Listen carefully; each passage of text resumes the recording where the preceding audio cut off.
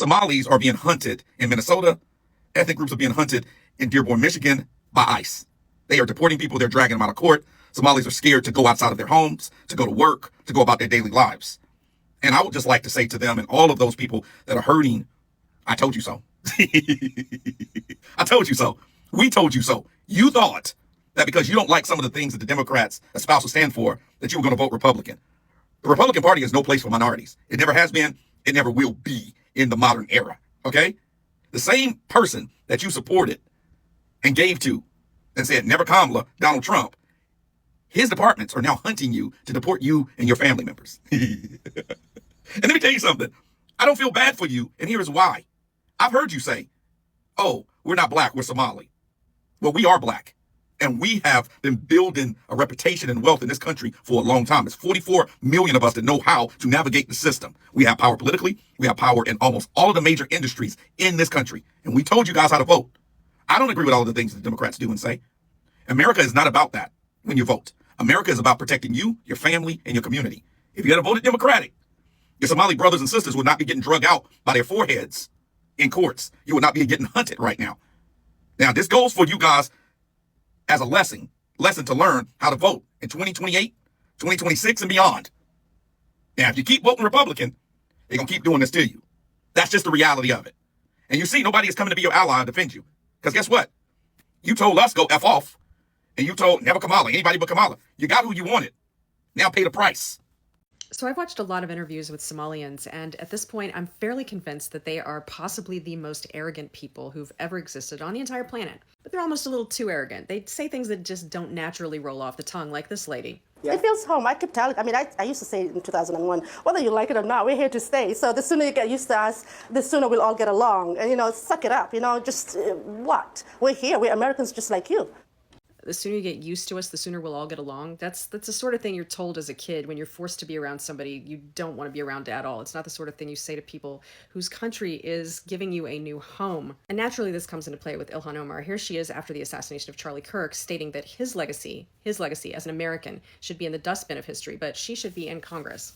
But I am not going to sit here and be judged for not wanting to honor any legacy this man has left behind. That should be in the dustbin of history, and we should hopefully move on and forget the hate that he spewed every single day. And as bad as that is, it's not as bad as this new clip of Ilhan Omar. And I want to underscore the importance of using every single leverage that we have at our arsenal, because we do have a lot of leverage. We need to make sure that those who are collaborating with the authoritarian regime pay a costly price.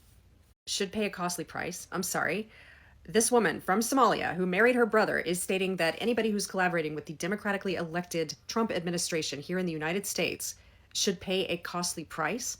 There's just too much arrogance across the board. It's like they've got assurances that they're going to be okay no matter what they do. I'm starting to wonder if these people aren't just seriously shock troops imported by the globalists, who by definition think that our country needed to be refounded, that it was always wrong, and that it needs to be completely remade. And then all Americans who don't conform to that new ideal need to be in the dustbin of history. Because this has been a very long-standing, slow-burn color revolution. It's been a coup organized around this new dogma of obsessions with bigotry. Since Trump was elected, they've been throwing Ilhan Omar out front a lot. It's like they're using her for bait. But now she's talking about paying a price. How anybody who, quote unquote, collaborated with our elected administration.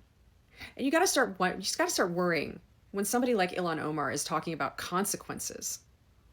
That her and her gang of Somalians, who seem not worried at all, are talking about leveraging their power to bring about consequences for Americans for electing our own government. Hi guys, welcome back again to my YouTube channel. It's so good to have you. Thank you so much for clicking. When you saw this video, so a lot of Americans are now reacting to Somalis, being deported, and of course how they have been talking about it and how Somalians are reacting to it, right? So many of them have been, making videos lately, like, there are different leaders who actually push them also into voting for Trump, coming out to say things like, oh, they feel betrayed and all of that. And most people are seeing them as arrogant people, Most Americans are viewing them as such. Well, I'm going to let the rest of the videos roll, then we'll come back with more commentary. Please do well to let me know what you all think in the comment section, right? As we watch these videos together, let me hear your own views as well. And don't forget to like and subscribe if you haven't already. Credit belongs to original creators of this video. So let's go jump right in, then we'll come back with more commentary. To President Trump and the base that is attacking our community, we understand that you are here to divide us, to create fear amongst us, and to selectively target the blackest, immigrant, and Muslim community in this great state. President Trump has had a history of targeting black people long before he ever ran for any office. And we know that the identity of who we are is part of the attack, and also as being Muslims and being immigrants. In fact, we know in our community we have some of the smallest number of undocumented Somali Americans. Majority of us are US citizens, even a majority of even that born in the United States. What we see today that's happening in Minneapolis is the authoritarian nature of this government and acting as a third world nation by targeting lawful US citizens. We should be ashamed of that. This is a moment for all of us. And in this moment, we ask for everyone to show their humanity and to show love in the face of hate. And I know this moment will pass, but history will remind us of what we did in this moment. Hey, so correct me if I'm wrong. I don't think this went so well, but give me your opinion. This is what the Somalis said in Minnesota before the election. We love our brothers and sisters who are Democrats, but you left us. And because the left left us, join the right, vote for Trump, 2024. Now, before you say not all Somalis in Minnesota felt this way and they voted in the opposite direction. Now, I say to that, you may be correct. However, I didn't see a counter narrative. I didn't see a counter protest. I didn't see a counter press conference that said, these people are fools. So when you leave information unchallenged, what will happen is some of the people who are in that community will believe that the people who were on this side, on the Donald Trump side, were right.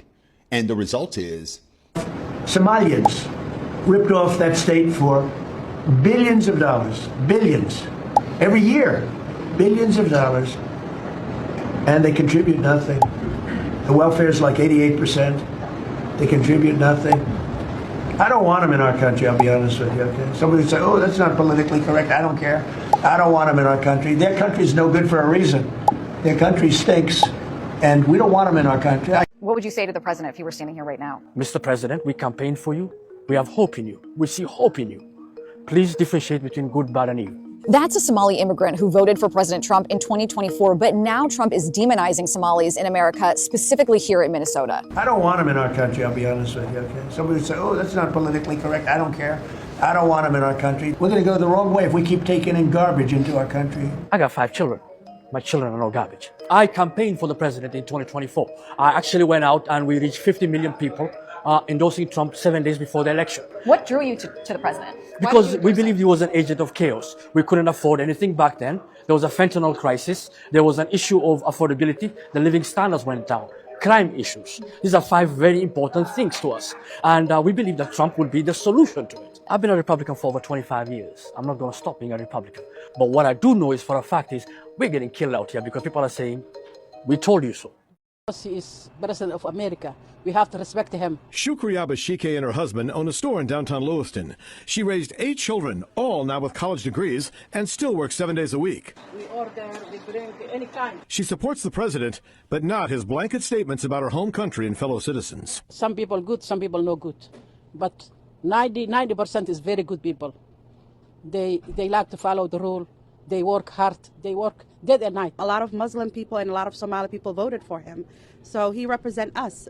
And now he's targeting us. So President Trump is saying that he's going to deport every Somalian back to their country. And the reason being that he said that in Minnesota, there are more than 60,000 Somalians in that place. And they don't do anything for a living. They are not impacting the country positively. They are not doctors, they are not lawyers, they are not engineers, they are not into tech.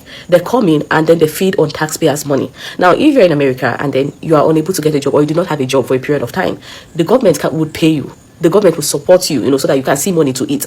But then the president said that he noticed a pattern. He noticed that these people don't even work at all. They wait for other people to work, to pay tax.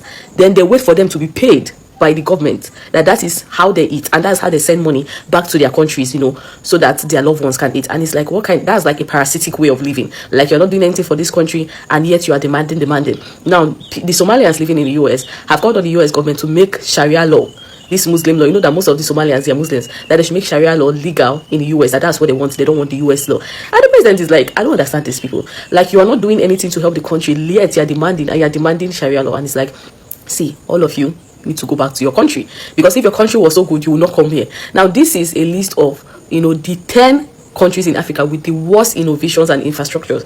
Now, Somalia is number 2 of countries that civilization is far from it. Now, imagine how underdeveloped Nigeria is, and we did not make it top 10 in this list. Then imagine that Somalia is number 2. Just think about how backward they are.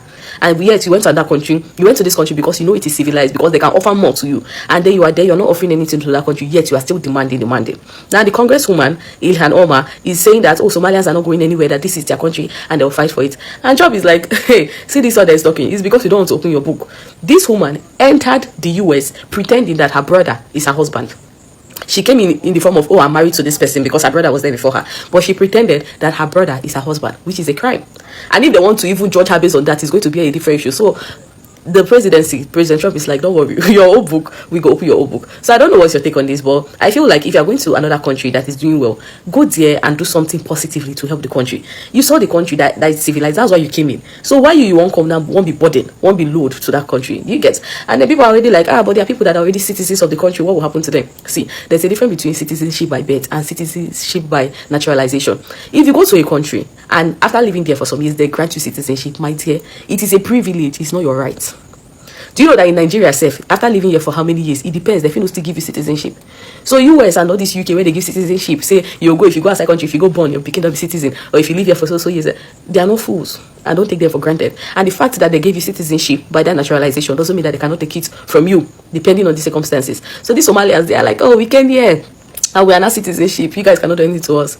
Do you really know the law? They can still take it back from you, depending on the situation surrounding it. Especially if your citizenship is by naturalization, the one that will be hard if it is citizenship by birth. But if it is by naturalization, my dear, they can take it back from you. So I feel like Somalians, you guys should do better. I think you guys should even plead with the presidency. I'll be like, okay, we'll do better. We'll work better. We'll go to school, and become something like that. It's not for you guys to be running your mouth. Or better still, go back to your country. You're in the developed country. The congresswoman that is talking. If you go back to your country, women don't even have a say in Somalia. So go back to Somalia, where your daughter will be forced to get married at 9 years old. Because this year in Somalia, they banned child marriage. Full-grown men came out to protest that why would they ban child marriage when it is allowed by Quran, when it is allowed by Sharia law, and they had to bring back child marriage. So if you know that America is not conducive for you, go back to Somalia. Every video I've seen of these Somalian people, Somali Americans, that make videos online, every one of them just keep, praising their country and, talking good about their people and all of that, which is good, not bad. But, talking bad about the country where you reside in is one thing that should be a no-no for anybody. Because if wherever you are, one thing I've learned in life is that wherever you are is actually home. Okay, home is where you stay, where you're comfortable, where you're happy. That's home. And every one of them have benefited from the government one way or the other. We've seen a lot of Americans talk about how these people, most of them do not work. They just come into the country, reside in the country without doing anything. They don't care. Okay, I think there was a video we did yesterday where a particular someone was saying that these people come in, a lady, they come in, the husband comes in first. This is a man who has, wife and kids back home in Somalia, okay? Comes into the country in the US, and the next thing, the person gets, maybe start a small store, like, neighborhood stores, and, start making money from it. And by the time they've gotten citizenship, the person tried to bring in the family, the wife and the kids. So this woman comes in as a single mom with kids.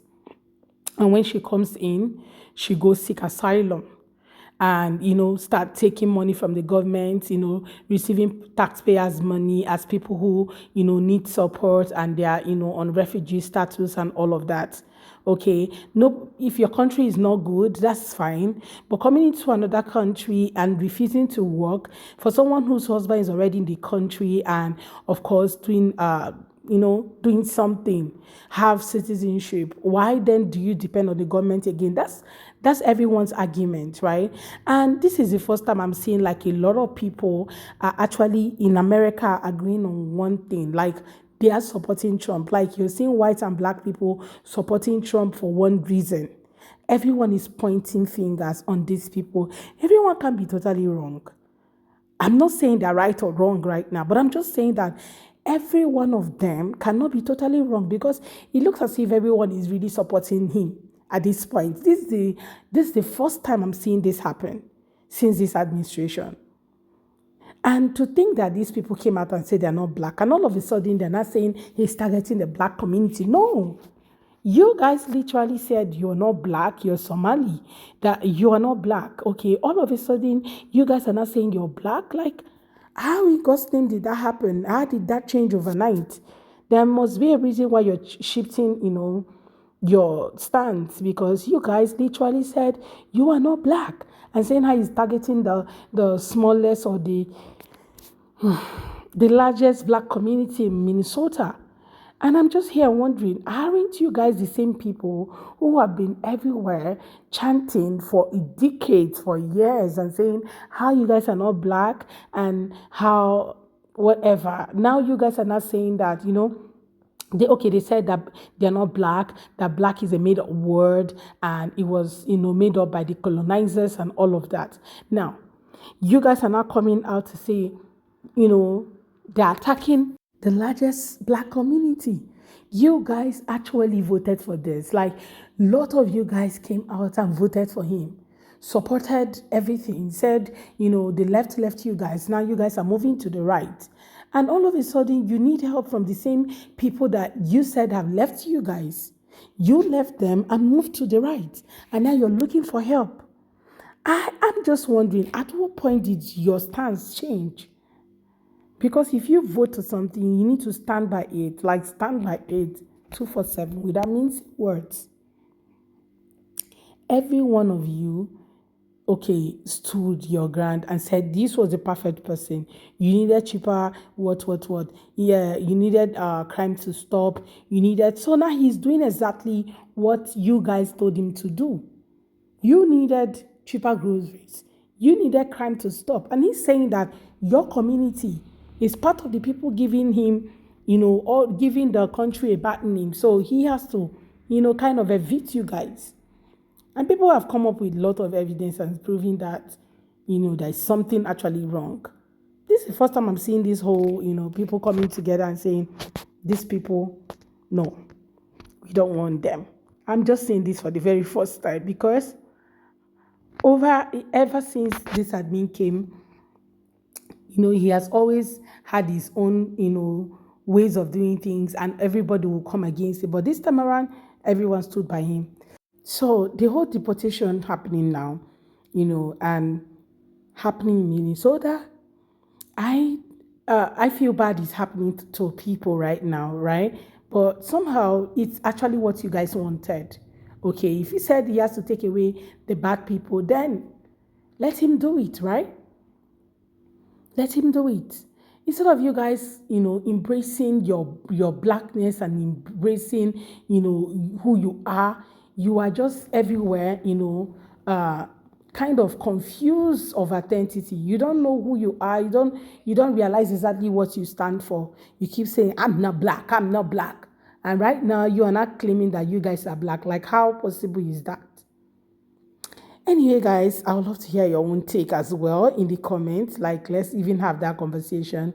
What do you think about this whole Somalia and Trump issue right now? Okay, there is everyone on the internet. Let's have that conversation. Okay, and please do what to like and subscribe. If you haven't already, don't forget to give the video a thumbs up, okay, so that more people can see it as well. Drop your take. Let's have that conversation because I just want to know what's in your mind. Okay, let's have that conversation. And credit belongs to original creators of this video. Thank you so much, guys, for watching. And see you all on my next. Bye, guys.